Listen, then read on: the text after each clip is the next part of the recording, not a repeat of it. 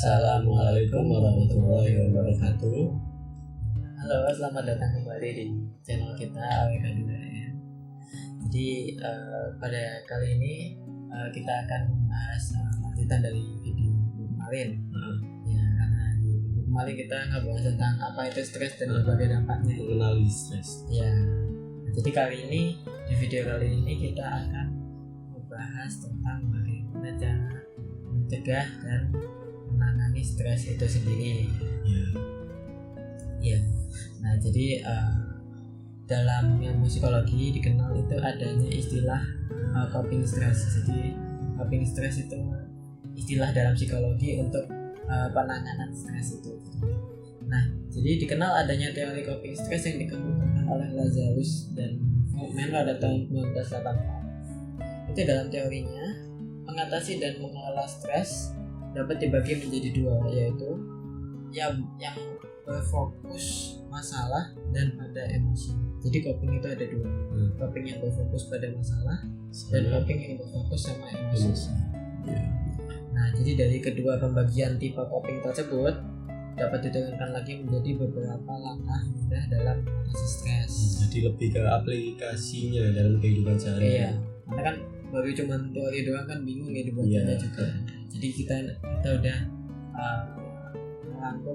merangkum sih ya, jadi kayak bentuk diaplikasikan seperti ini. Nah, jadi berikut ini cara mengatasi dan mengelola stres menurut ilmu psikologi. Yang pertama yaitu hindari sumber stres. Nah, hal ini yang paling pertama harus Anda lakukan untuk menghindari stres. Apabila Anda merasa sedang duduk dengan si A ini merasa kurang nyaman, nah itu untuk dikaji kembali atau dipikirkan kembali kenapa kok bisa nyaman. Nah, ini sekiranya tidak bisa diatur, itu bisa dihindari. Jadi untuk kurangi beraktivitas dengan orang tersebut yang membuat nggak nyaman ini, jadi biar nggak terlalu menjadi beban. Misal kita bisa juga terjun di suatu pekerjaan, tapi itu nggak sesuai dengan passion kita. Nah itu bukannya menjadi malah senang, bukan menjadi tantangan, malah jadi beban buat kita dan nantinya berujung pada stres. Nah, salah satu cara yang tepat adalah untuk menghindari pekerjaan yang tidak sesuai dengan passion kita ini, untuk menghindari stres. Ya, jadi poin selanjutnya ada dengan bercengkrama dengan orang-orang di sekitar kita. Ya, karena pada hakikatnya sendiri manusia itu kan juga memang makhluk sosial. Ya. Jadi ya memang udah pada dasarnya sosial, jadi membutuhkan sosialnya juga, membutuhkan orang lain. Jadi kalau rasa stres itu lebih baik semakin bersosialisasi. Ya, jadi biar fokus sama pembicaraan yang dilakukan, jadi gak fokus sama masalah yang dihadapi. Ya, biar gak merasa sendirian juga. Iya. Nah, selanjutnya yaitu buat jadwal harian teratur. Jadi kan biasanya kita punya beberapa agenda tiap harinya itu, entah itu kerjaan atau ada acara rapat atau sebagainya, dan itu malah membuat kita itu kayak sibuk banget itu, gak tahu mana yang lebih dahulu dikerjakan. Jadi itu bisa berpotensi untuk menimbulkan stres. Nah, bagaimana kita untuk mengurangi stres tersebut dengan cara membuat jadwal tiap harinya. Jadi membuat schedule. Itu jadwalnya nanti bisa dituliskan di sebuah buku atau bisa di sebuah kertas yang kemudian ditempel di tembok. Nah, itu kan bisa kita ingat tuh hari ini ngapain aja atau besoknya ngapain. Jadi lebih teratur. Atau bisa juga di HP. Ya, sama kan kalau lagi stres juga kondisi pikiran kan pasti lagi kacau. Nggak bisa berpikir dengan jernih. Bahkan juga sering melewati beberapa kewajiban yang seharusnya dilakukan. Jadi dengan membuat jadwal itu bisa lebih dimanage lagi. Iya, jadi poin selanjutnya itu ada mandi dengan air hangat. Sebenarnya esensinya tuh untuk lebih merilekskan badan, merilekskan tubuh. Jadi saat badan itu sudah seharian beraktivitas macam-macam, entah itu bekerja atau kuliah atau bahkan yang segala macamnya, apapun itu kan bisa membebani tubuh kita. Nah, dari situ dengan mandi air hangat ini bisa lebih rileks tubuhnya, lebih lemas otot-ototnya sehingga nggak sebegitu kepikiran atau distraksi. Nah nanti setelah mandi itu baru kita menyelesaikan masalah itu jadi lebih tenang, lebih fresh. Jadi nggak sumpah gitu. Ya, itu juga jadi lebih baik ya. Kemudian yaitu mendengarkan musik. Nah ini kan paling umum dilakukan. Jadi ketika kita lagi galau gitu, biasanya kan dengerin musik ini biar nggak terlalu larut sama suasana. Atau ada juga sih yang lagi galau itu dengerin musik mellow. Nah ini kan bisa jadi luapan emosi juga dong. Jadi musik ini bisa dijadikan media untuk menggambarkan suasana hati kita. Dan bisa juga misalnya lagi belajar itu kan ada yang beberapa anak itu belajar sambil dengerin musik biar lebih fokus, lebih tenang, lebih fresh gitu, nggak terlalu tegang sama apa yang dipelajari. Ya soalnya kan juga musik tuh punya kekuatan buat membentuk sebuah mood dan suasana hati seseorang. Nah itu seperti itu bisa dilihat di film atau di video game bahkan atau di mana-mana sebenarnya musik itu bisa sangat-sangat mempengaruhi suasana. Jadi ya mungkin yang kalau lagi galau-galau itu juga mungkin nggak terlalu banyak dengerin lagu-lagu yang takutnya nanti bukannya meringankan stres yang malah nambah stres, malah dukung suasana kalau emang lagi sedih. Jadi tambah terbentuk suasana sedihnya itu tambah terbentuk. Makanya jadi kayak ya mungkin memang benar kalau bisa merepresentasikan perasaan mereka, tapi ya jangan sampai terlalu terjebak suasana itu. Iya, poin selanjutnya itu lakukan olahraga di pagi hari. Jadi saat di pagi hari tentunya udaranya masih segar, masih ada matahari yang bervitamin juga ya tentunya. Jadi itu saat yang tepat untuk keluar rumah, menghirup udara segar pagi dan olahraga. Dan itu juga pasti ada benefit baik bagi psikologis kita dan tubuh kita juga. Iya. Tapi ya nggak harus pagi juga bisa kan, kayak yang akhir-akhir ini kan musim sepedaan gitu kan. Jadi bisa bersepeda bareng malam-malam gitu sama teman-teman. Ya tetap patuhi aturan lalu lintas ini kan, jangan semuanya sendiri meskipun cuma pakai sepeda. Iya, penting juga. Kemudian yaitu bercerita pada orang terdekat. Nah ini jadi bercerita dengan orang terdekat itu bisa meluapkan emosi kita. Jadi bisa dijadikan tempat curhat. Nah jadi kan tidak terlalu dibebani sendiri. Masalah yang ada ini bisa kan nanti timbul dukungan positif dari teman, kemudian motivasi, atau meskipun tidak dikasih solusi kan seenggaknya kita menjadi lebih lega dengan bercerita dengan orang lain. Ya jadi nggak merasa sendiri ya. Jadi merasa punya teman juga. Ya jadi yang penting tuh curhatnya juga jangan sama sembarangan orang. Nanti takutnya kalau hal-hal privasi takutnya kesebar. Iya. Oke, poin selanjutnya itu ada bersenang-senang dengan teman dekat kita. Ya jadi ya, ini mirip dengan yang poin pertama. Nah, poin pertama lebih ke sosialisasinya, kalau yang di sini lebih fokus dengan mencari kesenangannya, have fun. Jadi kan tentunya sebagai manusia kan kita juga perlu lepas dari rutinitas, terus juga makanya ada luangkan waktu gitu untuk bersenang-senang, entah sekedar jalan-jalan atau karaoke ataupun ya sekedar berbelanja sama teman-teman atau apapun yang kalian sukai.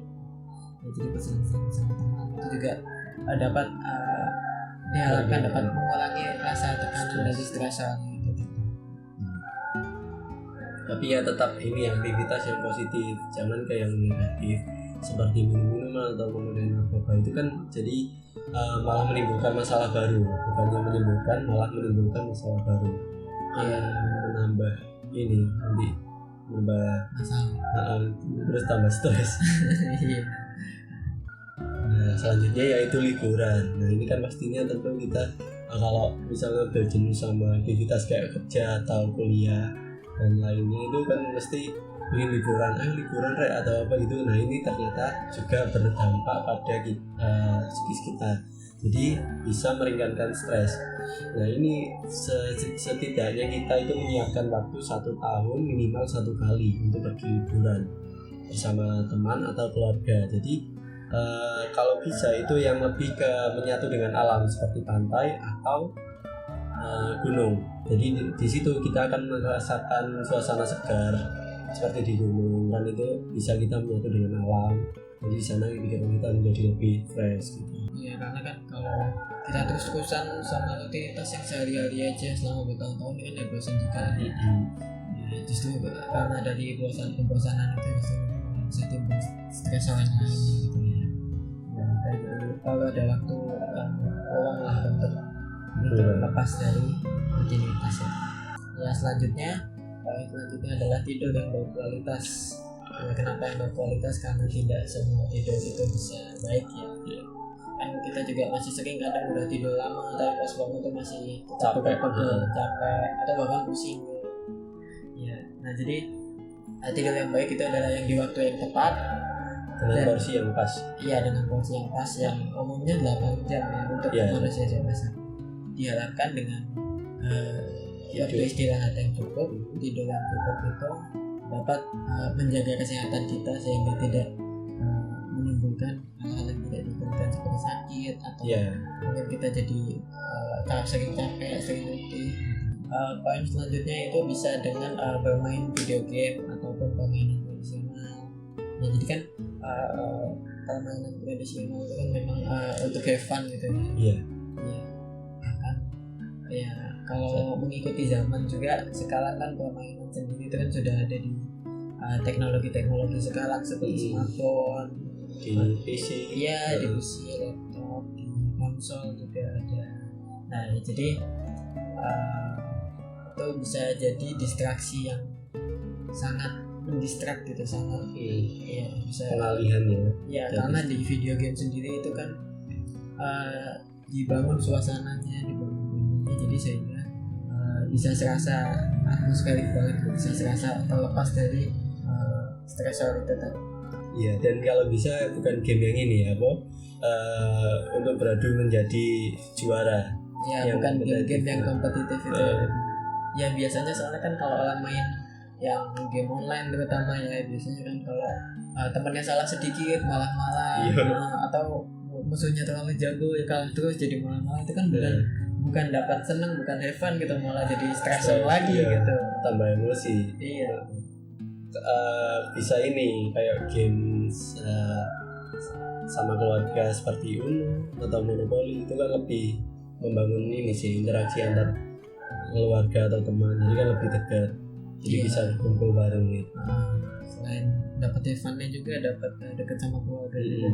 Kemudian konsultasi pada ahli. Nah ini jika misalnya suatu masalah ini yang menimbulkan stres ini tidak bisa diatasi atau semakin berat, ini kita perlu untuk pergi ke psikolog bisa, terus konselor atau orang-orang yang ahli di bidangnya. Jadi misalnya kita punya gejala yang stres berat gitu, ini seperti kayak gak bisa tidur, terus aktivitas itu berantakan, itu kita bisa konsultasi ke orang-orang yang lebih ahli. Karena kalau misalkan kita juga menolak untuk mendapatkan bantuan dari orang lain kan juga nggak baik ya. Iya. Takutnya stresnya jadi tambah buruk, mungkin bisa terjadi hal-hal yang tidak diinginkan. Seperti di video kemarin ya kita sama-sama bahas dampak-dampak dari stres itu sendiri. Iya.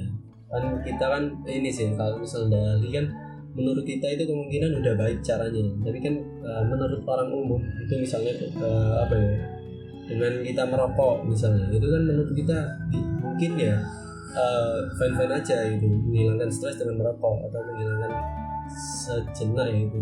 Tapi kan dampaknya kalau sudah kecanduan itu kan nggak baik. Nah kita jadi boros untuk stres atau bisa ke tingkat yang lebih parah, yaitu narkoba, kan bisa tambah ini merusak tubuh kita dan psikis tentunya. Iya, biasanya juga orang-orang ada yang sok-sokan diagnosa dirinya sendiri, aduh aku depresi atau aku skizofrenia atau gimana, kan ya itu nggak boleh seperti itu, harus ada bantuan dari medis sendiri.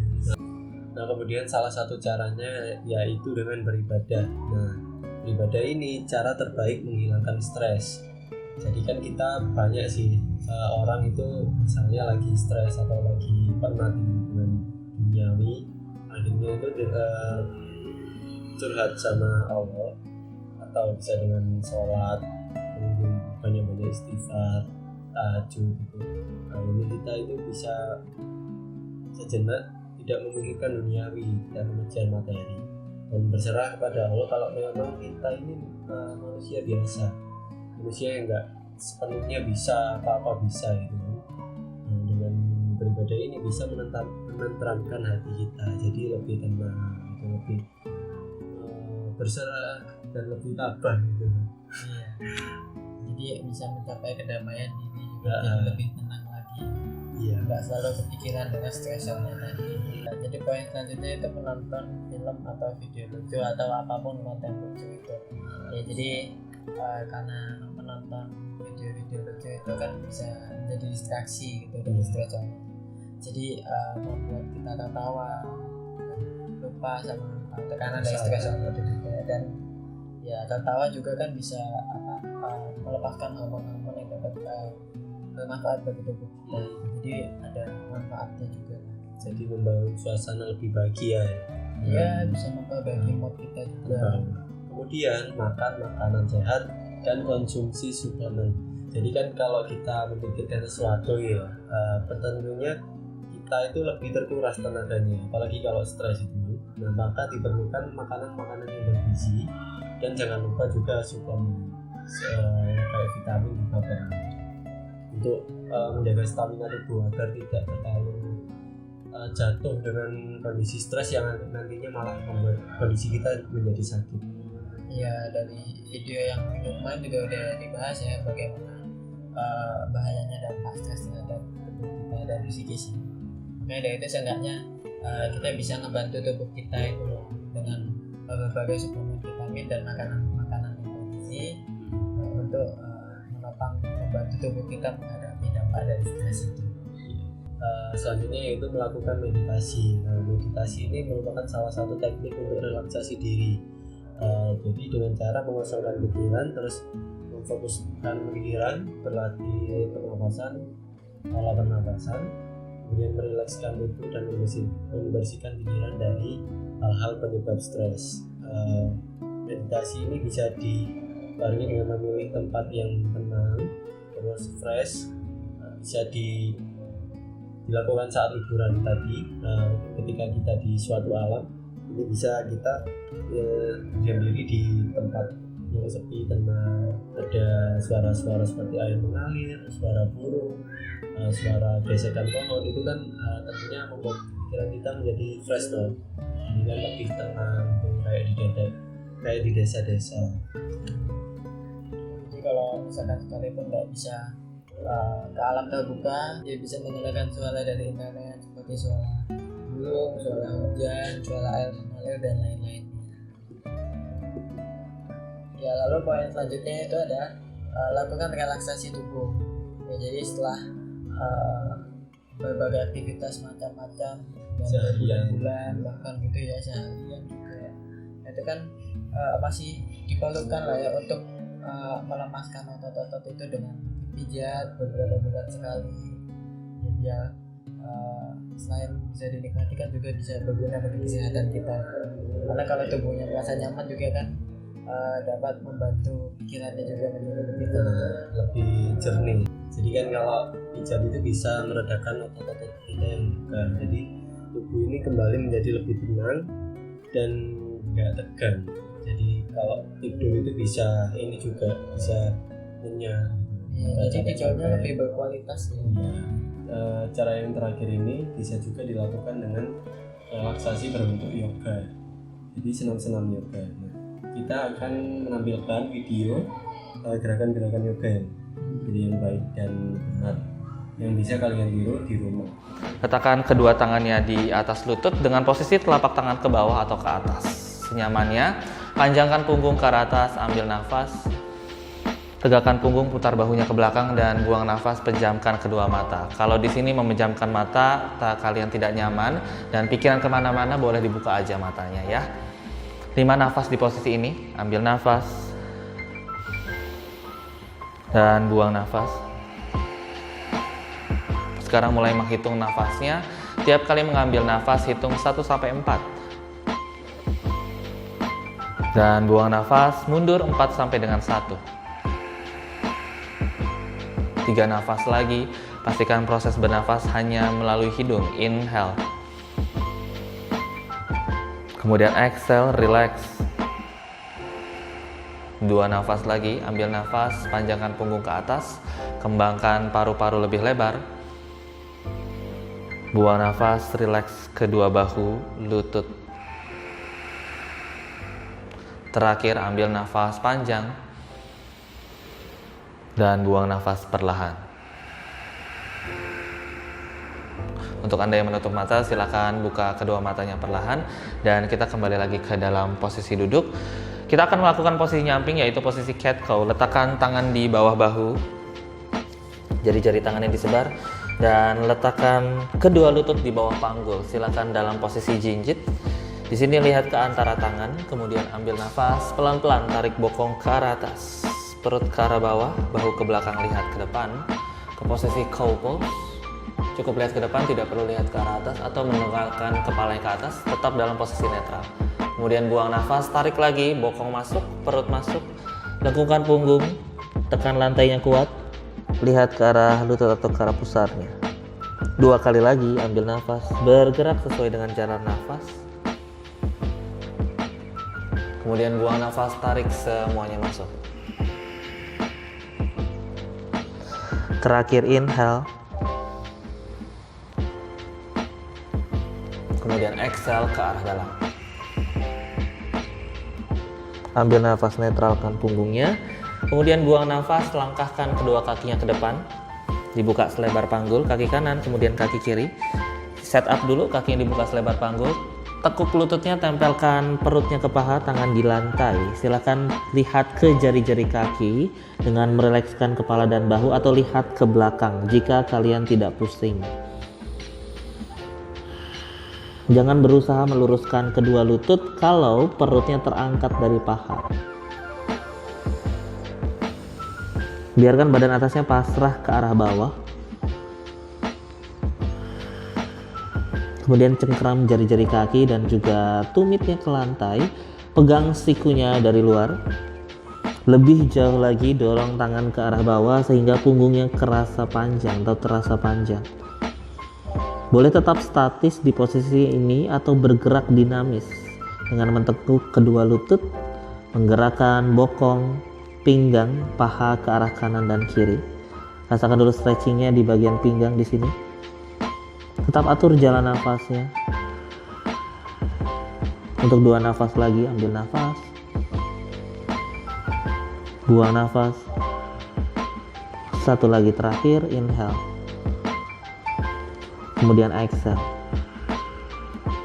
Berhenti di tengah, letakkan tangannya ke lantai, kemudian turunkan lututnya satu persatu ke arah lantai ke posisi child's pose dengan menyatukan kedua jempol kaki, menempel bokongnya ke arah tumit, kemudian meletakkan perut di antara paha. Letakkan saja kening dan juga sikunya ke arah bawah. Relax di posisi ini. Kalau di sini nggak nyaman, kalian boleh adjust, seret tangannya ke belakang. Kalau nggak nyaman juga dalam posisi ini, boleh menengok ke arah kanan, ke arah kiri. Silakan diatur posisinya senyaman mungkin, serileks mungkin. Untuk 2 nafas lagi di posisi ini. 1 nafas lagi, ambil nafas dan buang nafas. Letakkan kedua tangannya di atas lutut, di samping lutut, press lantainya, ambil nafas, bantu badannya bangun, dan kita kembali ke posisi duduk. 1 pose lagi terakhir, luruskan kedua kakinya ke arah depan. Kita akan ke posisi Paschimottanasana. Kakinya boleh disatukan atau dibuka lebih lebar, boleh selebar panggul atau lebih lebar. Pastikan pada saat nanti badannya turun, yang harus kerasa adalah di bagian hamstring dan juga betis. Hindari compression di bagian lower back. Jika terjadi compression di bagian pinggangnya, kalian buka lebih lebar lagi. Itu boleh, dan itu masing-masing badan berbeda. Jadi silakan dirasakan. Dibuka dulu selebar panggul, ambil nafas, letakkan tangan di luar kaki, panjangkan punggung ke atas, kemudian buang nafas, pelan-pelan jalankan tangannya ke arah tumit. Jika susah ke arah tumit, boleh meletakkan tangan di tulang kering atau sikunya ke arah paha. Relax di posisi ini dan relax kedua kakinya. Kalau tadi kakinya flex untuk mengadjust si posisi kaki, sekarang relax. Dan tiap kali Anda buang nafas, jalankan tangannya ke arah tumit. Jatuhkan saja badannya ke arah bawah, lihat ke arah lantai atau lihat ke antara kaki. 2 nafas lagi di posisi ini. 1 nafas lagi. Jika kalian masih kurang atau terasa nyaman sekali di posisi ini, boleh menambah, mungkin 5 nafas lagi. Dan pelan-pelan bantu badannya bangun, ambil nafas dan buang nafas. Kita kembali ke posisi duduk atau ke posisi savasana, bagian meditasi. Kalau kalian punya banyak waktu, silakan lakukan meditasi. Nah, semoga tadi cara-cara yang untuk mengatasi stres dan mencegah stres tadi dapat berguna dan dapat kalian terapkan di keseharian kalian, dan semoga dapat berguna juga untuk menurunkan stres kalian ya. Tinggal dipilih yang mana yang paling sesuai. Iya, kalau ada yang dirasa tidak mungkin dilakukan atau apa ya nggak apa-apa, karena nggak harus dilakukan seperti itu. Ya, terima kasih telah menonton video ini, dan juga terima kasih bagi semua yang menonton, bagi yang semua yang meninggalkan komentar dan meninggalkan like, share, dan subscribe ke video kami ya, ke channel-channel di AWK2EN ini. Semoga KKN kami dapat berguna bagi masyarakat luas, dan terima kasih telah mendukung kami untuk tetap berkarya di channel AWK2EN. Jadi insya Allah ini video yang terakhir ya di minggu-minggu KKN, dan kami mohon maaf bila misal banyak kekurangan karena memang kita baru pertama kali ya bikin konten kayak gini. Dan memang kita bukan di ahlinya gitu. Jadi tentunya kami sadar juga kalau masih banyak kekurangan tadi itu dari segi kualitas video atau isi materi yang dibahas. Jadi kita mohon maaf, dan ucapan terima kasih juga kami sampaikan untuk semua yang telah mendukung di channel ini. Kalau ada kritik dan saran untuk kami, boleh disampaikan melalui kolom komentar. Jadi sekali lagi kami ucapkan terima kasih. Wassalamualaikum warahmatullahi wabarakatuh.